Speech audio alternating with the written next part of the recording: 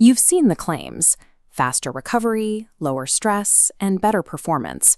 But jumping straight into an ice bath without a clear strategy is a fast track to physiological shock. By the end of this video, you will have a complete step-by-step cold water immersion protocol tailored to your specific training. Before we start, you need a few baseline tools: a tub and cold water, a floating thermometer, a timer, and a spotter to keep you safe. The cold plunge is a precise scientific instrument. Treating it like a macho endurance test is how people get hurt. Using it with precision is how you actually guarantee recovery. Submerging your body in cold water triggers an immediate, massive spike in blood pressure and heart rate. It is a severe cardiovascular stressor. Because of that stress, you must clear this medical stopgate. If you have hypertension, a history of arrhythmias or heart attacks, or Raynaud's syndrome, do not attempt a full-body plunge. You also need to stay dry if you're pregnant, as the circulation strain is untested, or if you have any open wounds, which risk serious infection in shared water. Passing this physical safety check is step one. It's the exact line between using a healthy recovery tool and triggering a medical emergency. With medical clearance confirmed, we need to set your environmental parameters. For your first sessions, your target temperature is the green zone, strictly between 50 and 59 degrees Fahrenheit, or 10 to 15 degrees Celsius. Drop a floating thermometer into the water so you know exactly what you're dealing with. No guessing. Next, set your timer. As a beginner, you will cap your exposure at exactly 2 to 5 minutes. Never let your ego push you past the absolute maximum of 15 minutes. Even for seasoned professionals, staying in longer drastically increases the risk of severe hypothermia. The physical recovery cascade is triggered by the initial, sudden drop in skin temperature. It is not activated by enduring a long, freezing sufferfest. Precision gets results. Blind suffering doesn't. You have your temperature and your time limit. Now we need to schedule the plunge. And that schedule depends entirely on the type of physical adaptation you want from your workout.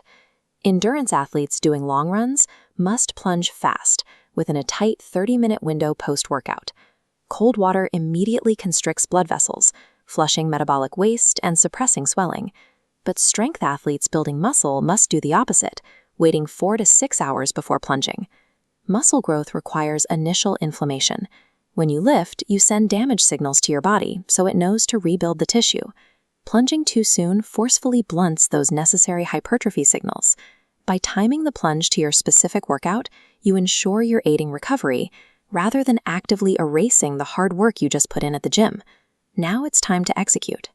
Step in and lower yourself smoothly into the water up to your chest. The moment that freezing water hits your chest, you will experience the cold shock response. Your body will involuntarily gasp and your breathing will accelerate. You have to fight that reflex. Immediately focus on slow, controlled exhales.